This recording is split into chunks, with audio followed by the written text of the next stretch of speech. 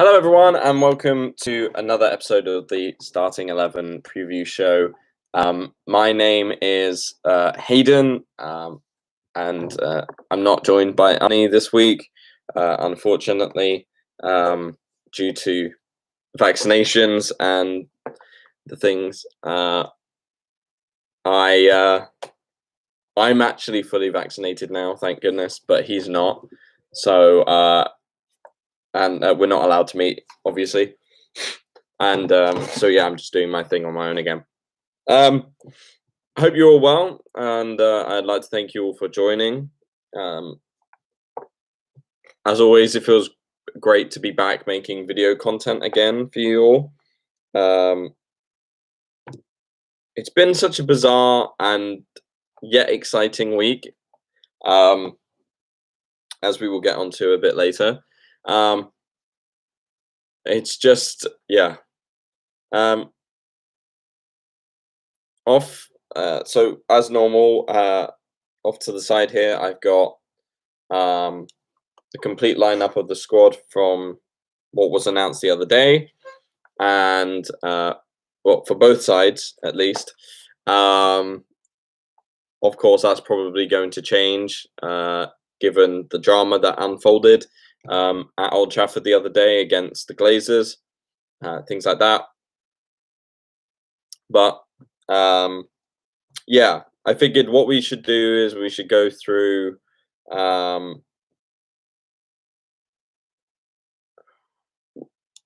we should go through like the players that are definitely fit and available for this team, as well as the list of players that are not available, and talk about some of the the rumors regarding fitness.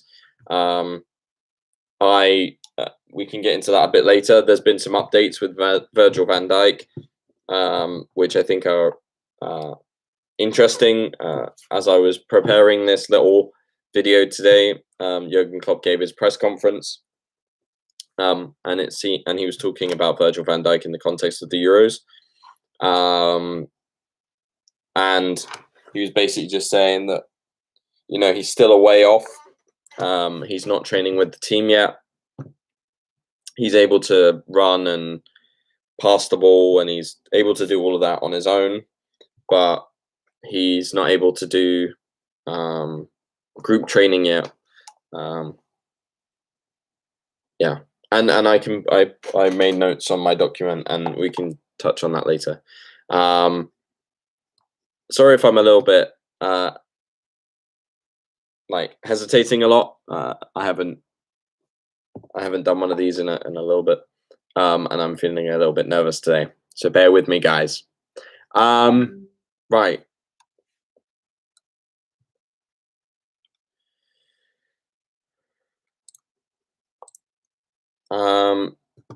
Right. So I think it's important that we take a look and discuss when the rearranged game could be played. Obviously, the game that was due to be held on Old Trafford on Saturday never went ahead. Saturday evening never went ahead. Sunday never went ahead.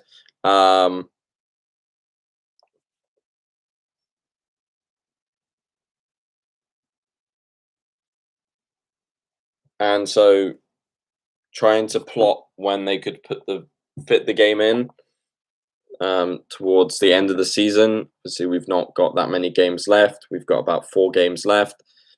You could say we should just play the game midweek, but Man United are playing basically every midweek until the end of the season. Yeah. So we'll start with talking about the player football, the discussions about the players' fitness, and then we'll talk about the expected returns to the team. We'll move on and discuss the head-to-head record of both teams and examine the recent away and home and away form for both teams.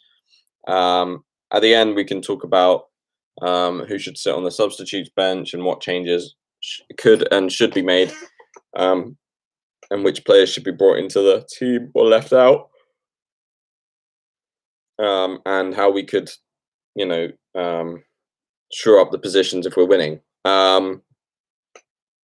So, doing this on a Tuesday morning allows us to have the room to make any predictions or speculate a little bit, but still give us enough room to be able to I don't know, pick up new news as and when it happens and take that into account for the game. And it also allows us to make predictions, right?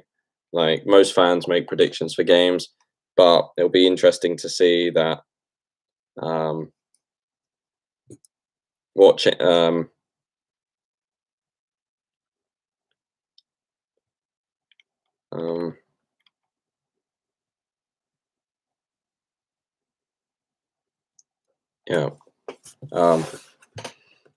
doing this on a Tuesday morning certainly gives me room to make predictions and prep for the game. As I'll admit, I always forget, at least in some way, to prep in the way that I should. And then it allows us to take a moment and see if predictions that we've made then actually end in errors or stay true in the end. I think it's always fun to look back and see who and what we all got correct or what errors we made.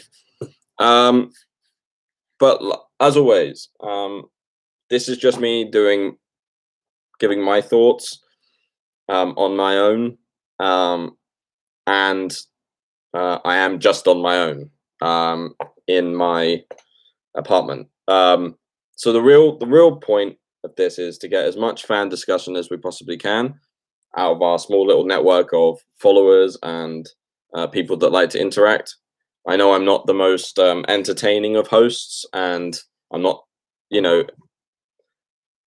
I'm a little bit flustered and I pause and stutter. But part of this is supposed to be a way of engaging with football fans. And so,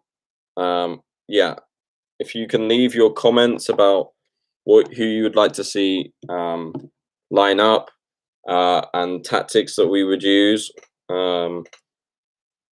if we can get that conversation started in the chat box, I will start to bring some of those out and put them into and I'll call them out, I'll read them out, and we can discuss them a little bit further.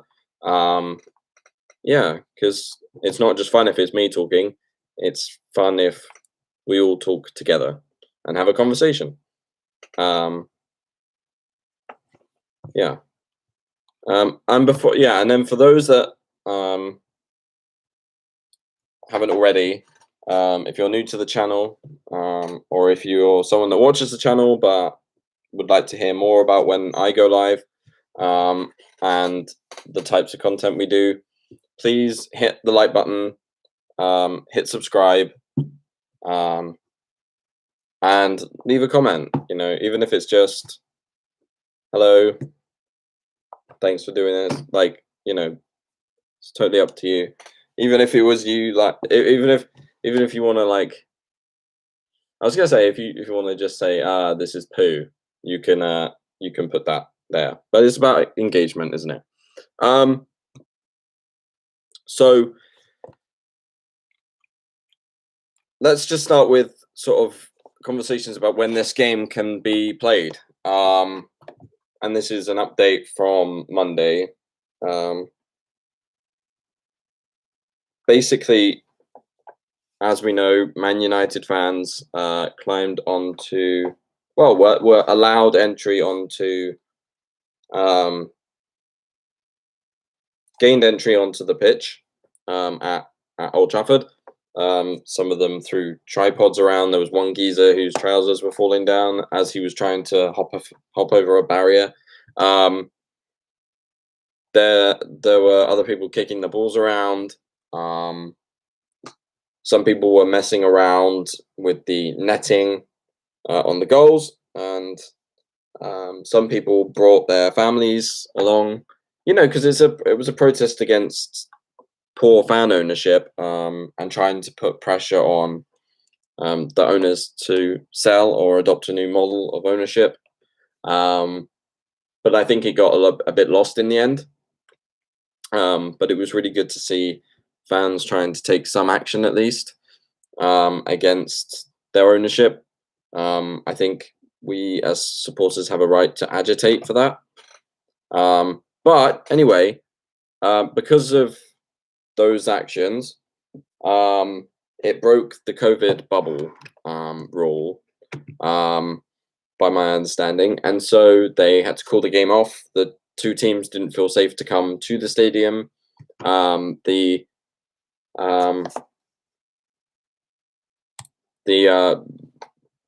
group of referees that are supposed to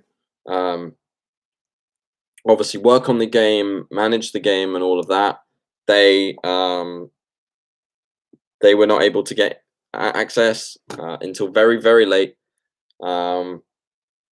There were questions over, well, did the team stay another night in the city?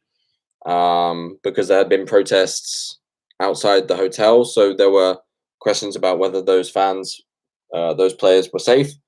And obviously, there was a lot of people gathering together inside the stadium.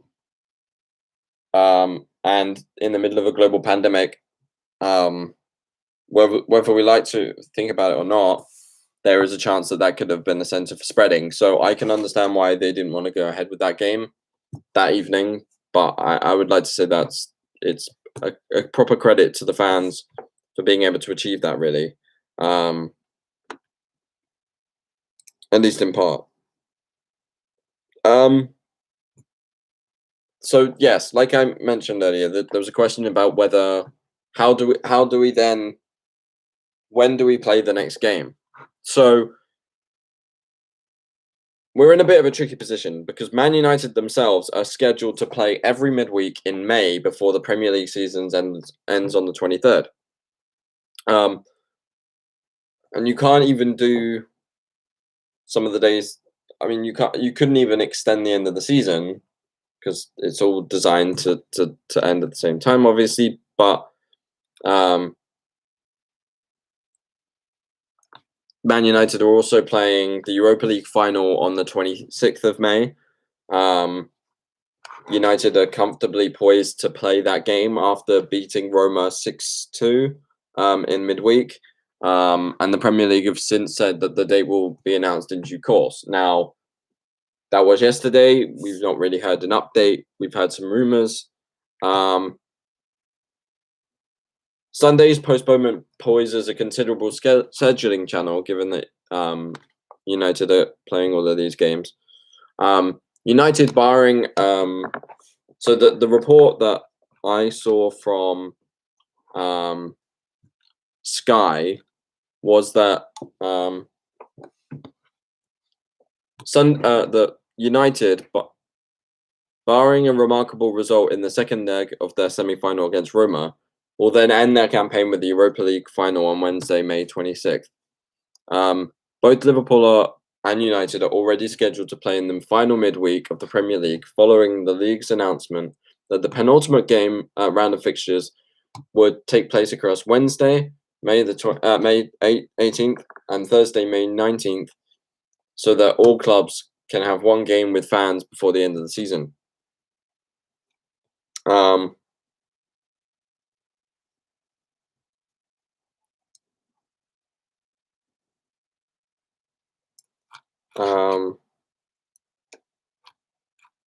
So I took a look at both Man United's schedule and Liverpool's current schedule for May. Sunday, May the 2nd, was when we were supposed to play that game against Man United, but it was postponed, obviously. Thursday, May 6th is Man United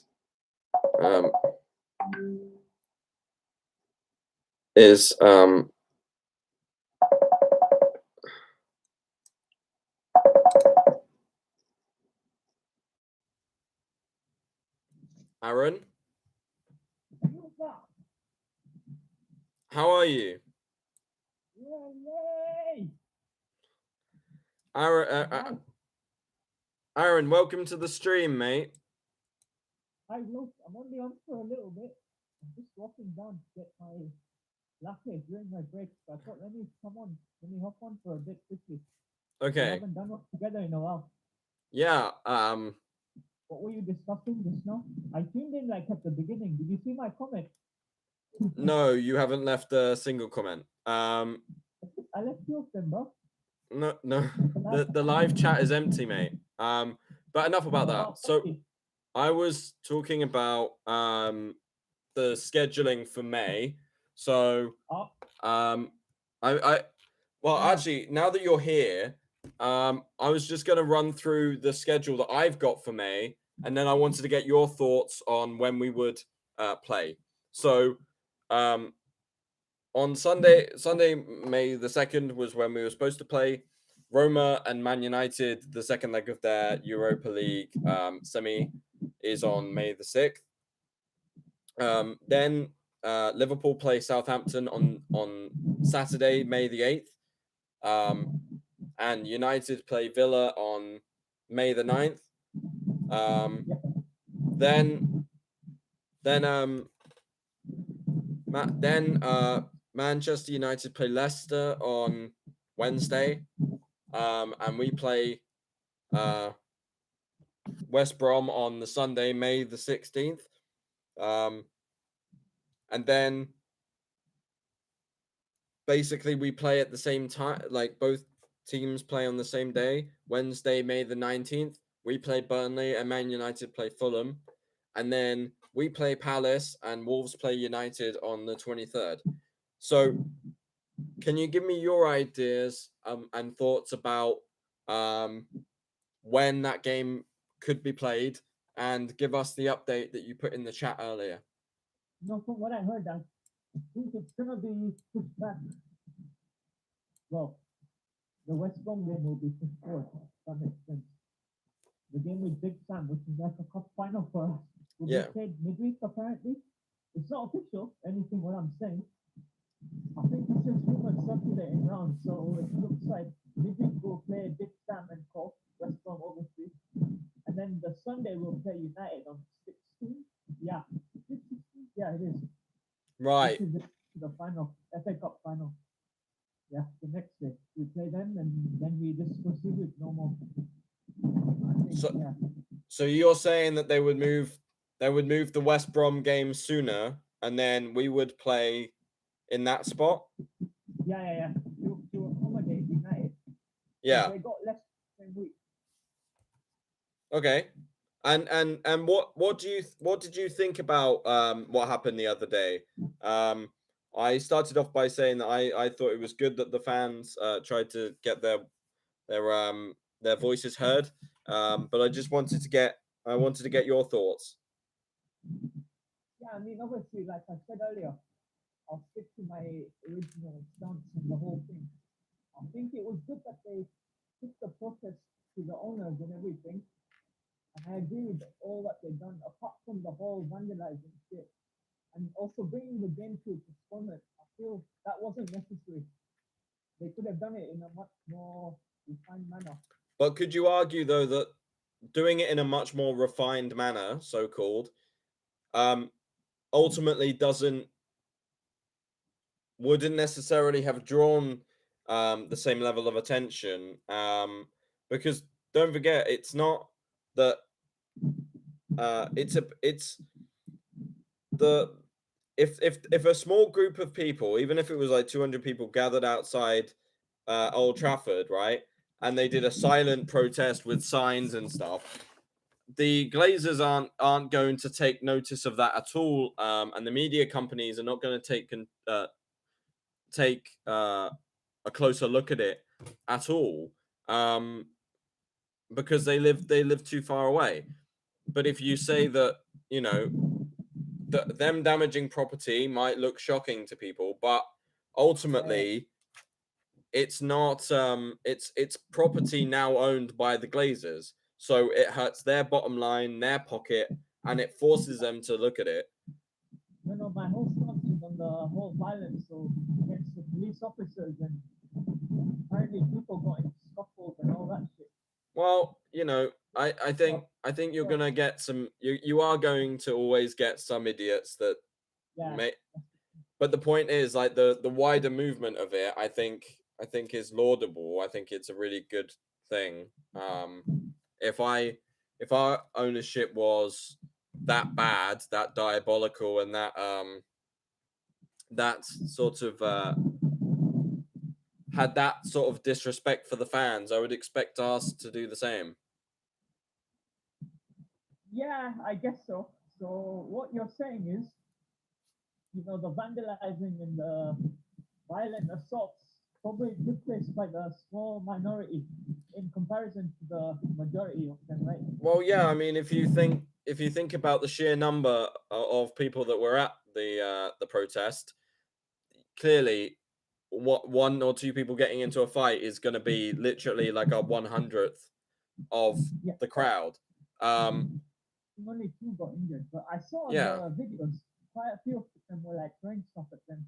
Well, I mean, look, I don't want to get into a big thing on here because I'm not, you know, all I saw was I actually didn't see anyone swing at the police. All I saw was the police hitting people, and they brought in horses and stuff.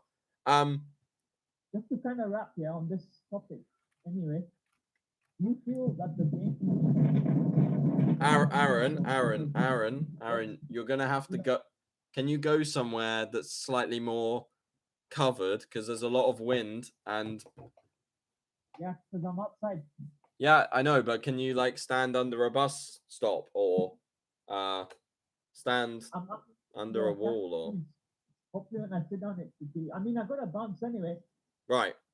I just thought I'd come on for like a little bit just to share my thoughts, and I'll probably be back on the live when I'm back on my desk later. Okay, because I'm not gonna really be on here for too much longer, I guess. But I just wanted to move on.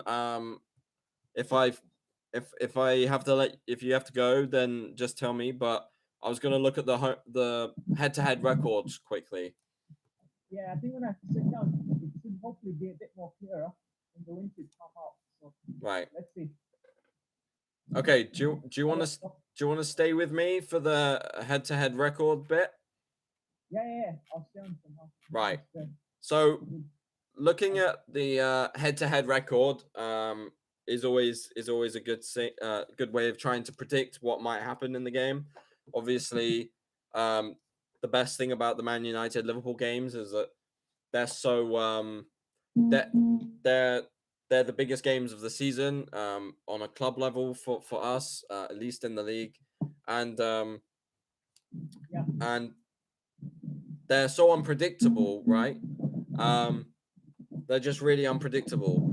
So Bearing in mind we haven't actually won them for 7 years, I think now. yeah, yeah. Aaron, that wind quality is really distracting and It's very strong winds. I don't know about how the wind is in Kingo. You've been outside, but no, there's barely any wind here. Let me just go through this. Yeah, we haven't won. everything. Wind's going down. It's like proper strong. Like the protest on Sunday, I guess. So our home form, just not the head-to-head form yet, but just our recent form in the league, from the last 5 games has been draw, win, loss. And our away form has been draw, loss, win. So technically speaking, our away form going into this game is pretty decent. You say we lost at home, these guys. No, Aaron. The last 5 games that we've played in the league in a away from home has been a draw, a loss, Okay. win. All right. And the home and the home form has been draw, win, loss. So I was saying that it looks pretty good for us in terms of away form, but obviously we did just blow it against Newcastle, and we did just blow it against Leeds. Yeah, we did. Obviously, that's our form in general. Yeah. Yeah, I see. I was thinking another draw. I don't think the fixture really bad.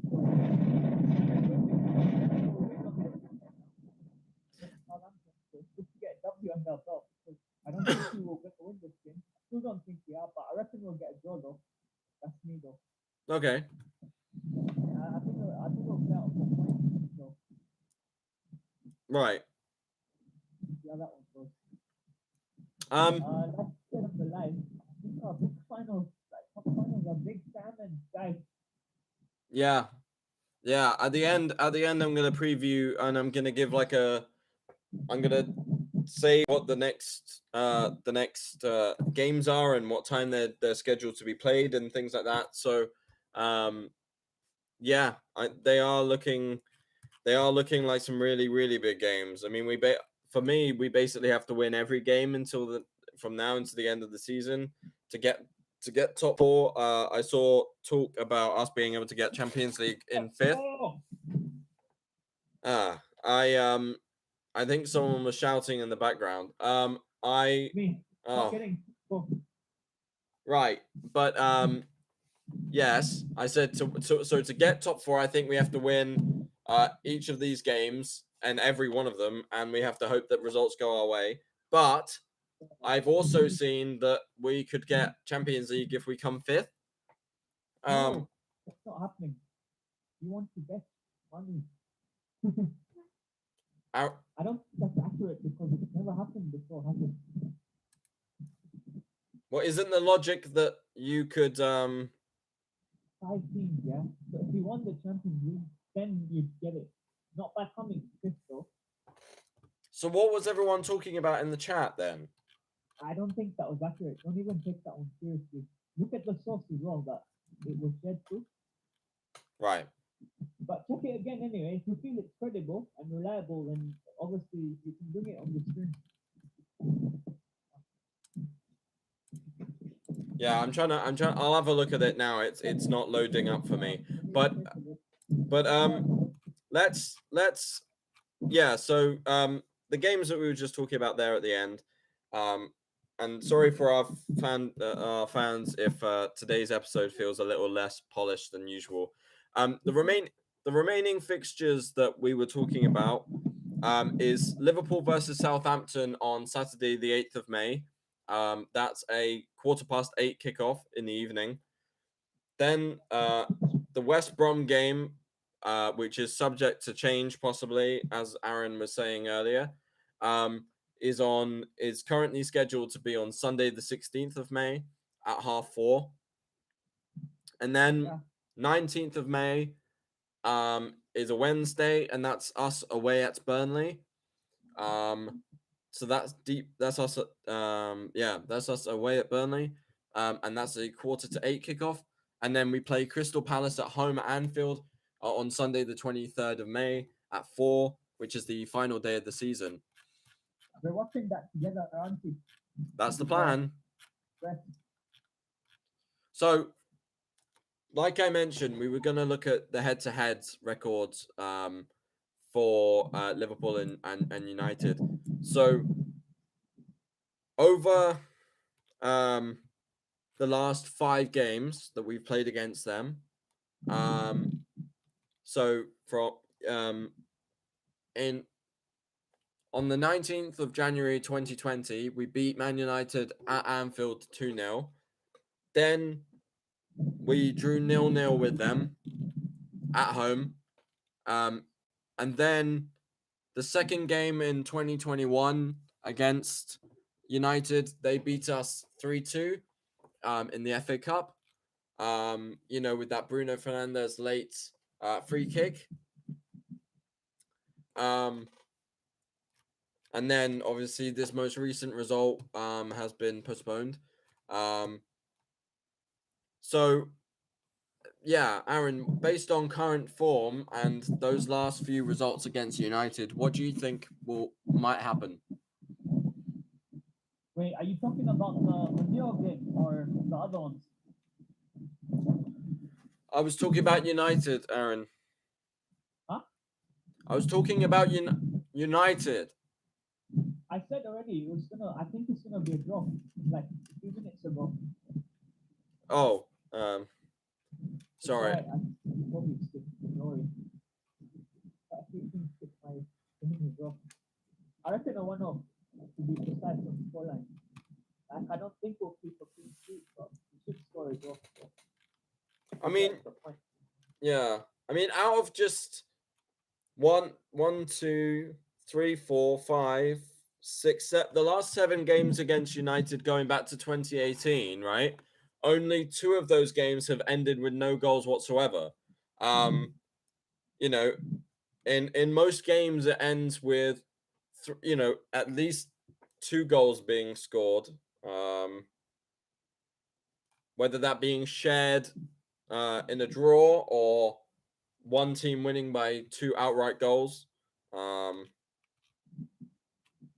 Yeah. So the hot chocolate was quite good. I might win another one from you. You haven't given your scoreline on this. I mean, your prediction. What do you think the scoreline would be when we face them?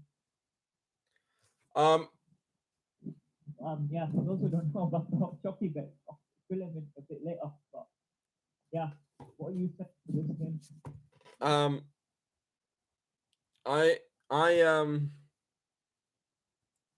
I was gonna get to that in a few minutes. But I think I think it's I think it's obviously hard to say because recently everything's just been so up and down. We've not been able to string sort of a decent number of results together. Or at least it feels like the confidence isn't there. Has the wind calm down now on your ends, Will? A little bit. Oh, then this position, so yeah. So yeah, I think we could end. It's hard because if I say that I think we'll win, it sounds like I'm always an optimist and I think we'll always win. Maybe that. To be fair, Huh? just more on the optimism. I think you're realist like me. Just more on the optimism side. Perhaps. Like Bob smashing the center. You may not agree, but sorry, yeah, I'm gonna go. Okay. I'll say that we'll go for like, I don't know. Well, I want to say that we'll win. And we'll win 2-0, but we'll probably end up scuffing the end of it or something, and I could see us having lots and lots of chances and then fluffing it right at the end, like against Newcastle. Yeah. I was gonna stop us when they equalize. Not like late, but somewhere in the second half. Yeah, maybe with like 10 minutes to go, they'll score or something, and so we're both saying the same, right? We're both gonna go on the draw. I said probably what will happen is that I would hope that we'll win, but the true reality is that it probably will go and end in a draw somehow. I was gonna move on to the players that we know are definitely fit. So should I let you cover that then and just complete the screen at your own pace? Okay, yeah. I'll join you in a chat though, yeah? Yes, please do. I need your thoughts, remember. Your boy on it, yeah. It's been a while since I announced it anyway. Yeah. But I know a while ago, but I was on, I think, last week, the week before, with different stuff. Yeah. Yeah, when we get together again, we'll do one soon. But I'll see you in the live then, yeah? Yeah, definitely. Okay, we'll vlog. Take care. Thanks for dropping by. Always. You're the man. Really the legend. Let's get. Yes, let's get top 4. That's what I want to say. I'm Take- watching Europa. Take care, mate. Okay, take it easy, bro. Yeah, see you around. I'll see you in the comments. Yeah. All Yeah, right. yeah. Cool. So that was Aaron. That was Arnie. So wonderful to have him on. The conversation got a little bit sidetracked, but at the end of the day, there we go. It's just really good to like get hear his thoughts because he's very passionate, and I think he thinks very differently to me sometimes. So it's nice to have a contrasting voice point. So in terms of the players that are fit, as of James Pearce on the 18th of April, Jordan Henderson was continuing with his rehab this week following groin surgery, but a return to action remains some way off, and it's unclear whether he will feature before the end of the season. Curtis Jones is close to regaining full fitness. We have most of our team. Obviously, we have a fully fit front three. We have, yeah, it seems that we have about 6 options up front.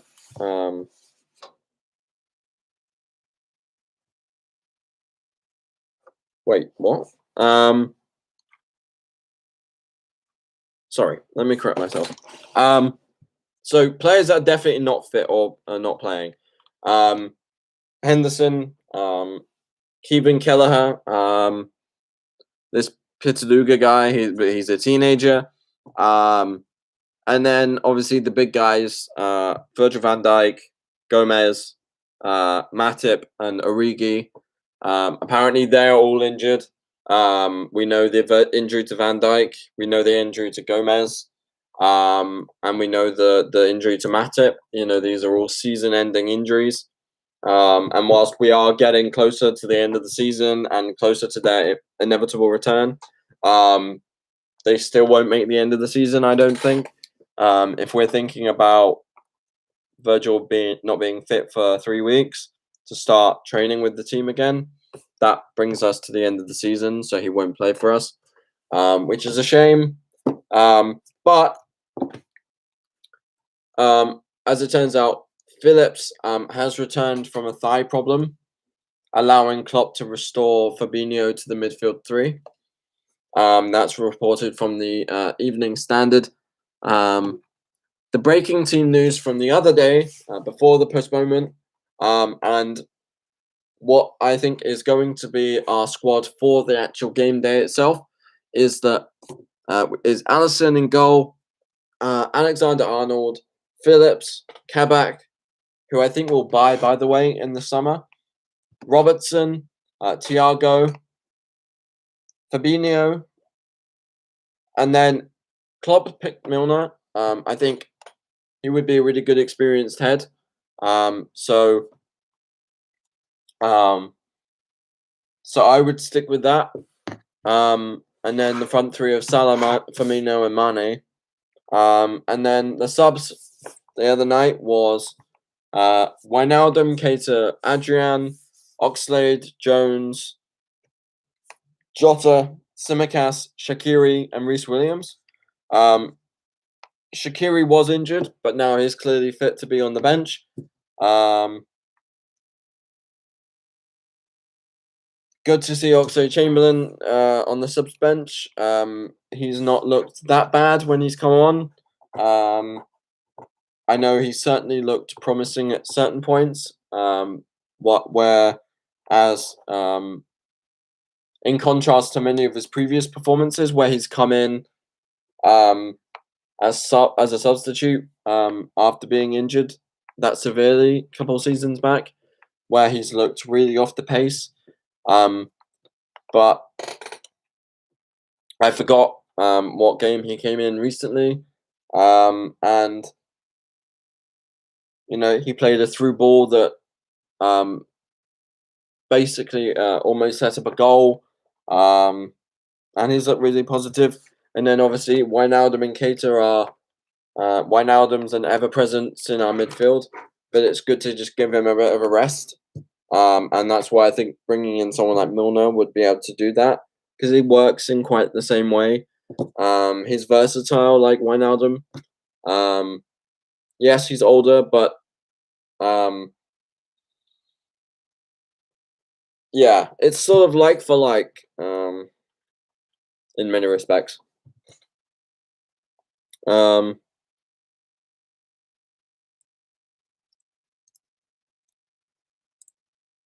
the Van Dyke point that I mentioned earlier, I did say that Klopp had given an update. Someone asked him about how Virgil's doing, and he said, Virgil's knee, look, I don't want to hold him back, but you cannot force it as well. If you want to play a tournament, because this was asked in conjunction with the Euros, and whether Virgil van Dijk would be fit to play in the Euros, Klopp said, if you want to play a tournament, you have to train before. Proper football training weeks before, not a week before. You cannot, after 10, 11 months out, train a week and play football. That's just not possible. It shouldn't be that. It should not be possible. And then asked whether anything's holding him back. Klopp said, nobody holds him back, but we cannot force it as well, and we will not. We just told him to try and get fit as quick as possible. He's not in the team training yet and will not be in the next few weeks, so I don't know. And then he said, but in the end, it's a decision for Virgil, and he will get massively influenced by the feelings in his knee. So as long as we're not 15 points behind and 3 games to go or 4 games to go, why should we write it off? Without winning your games, you will go nowhere. We are not that naive. We don't think like that. We just have 1 game to go for, and this is the most important game of the season. So that was his response. Those final 2 points were in response to people asking about how he and the team are viewing the last leg of the season, and whether we're taking it seriously or not, and whether we're still trying to push for top 4 or not. And yeah, that was his response.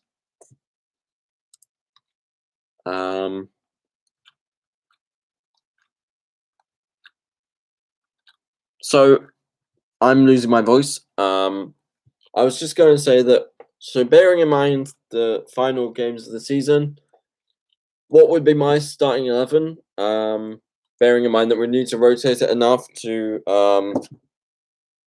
make sure that we are fully fit for all of those games.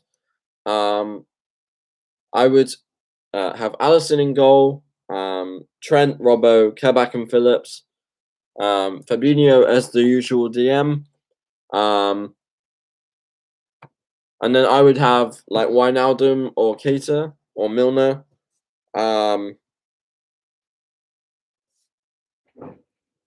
I think if we wanted to go really, really attacking, we would put Keita. And then in the box-to-box midfield position, I would put Thiago, if fit, and then Bobby, Salah, and Mane as the front line. Yeah, I think that's how our team will be designed for the next 4 games, the final 4 games of the season. And yeah, so like I said, once again, leave your thoughts in the comment section below. Start a debate about and conversation about the tactics that Klopp might use, what people would like to see, who we would not like to see, what people think the score will be, and why. And I would like to see people's thoughts about when the next game will be, and when the United game will be. And I want to get people's thoughts about the United protest as well, and whether we would like to see a version of it done for Liverpool if our ownership ever got to a point where we could not trust them. So thank you all for joining me. Sorry, it's not been as polished as normal, but I guess it's just one of those days. Anyway, take care, everyone. Bye bye.